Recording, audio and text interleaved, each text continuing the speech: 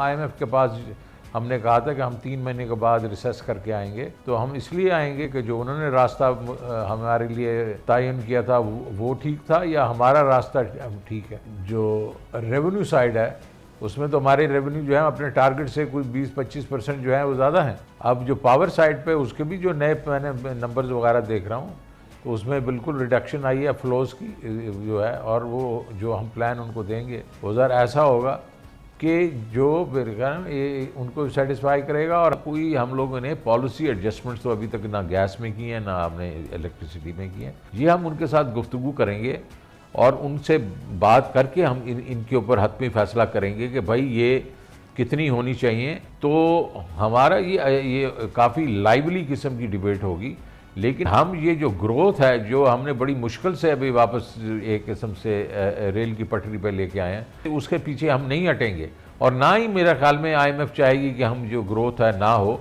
वो ये ज़रूर चाहेगी कि यार ऐसी ग्रोथ ना हो जिससे आपकी ये ग्रोथ जो अनसस्टेनेबल हो जाए। तो मेरा तो अपना ख्याल ये है कि अमेरिका जो है वो कोई नेगेटिव रोल इंशाल्लाह नहीं प्ले करेगा। अगर वो न्यूट्रल भी हो जाता है तो हमारी अपनी जो कारकर्दगी है वो इतनी इंशाल्लाह स्ट्रॉन्ग है कि ये हम 6th ट्रांच को लेने में कामयाब हो जाएंगे। हम लोग 4 तारीख से नेगोशिएशन करेंगे यहाँ से और फिर जाके कंक्लूड करेंगे मिडल ऑफ अक्टूबर में।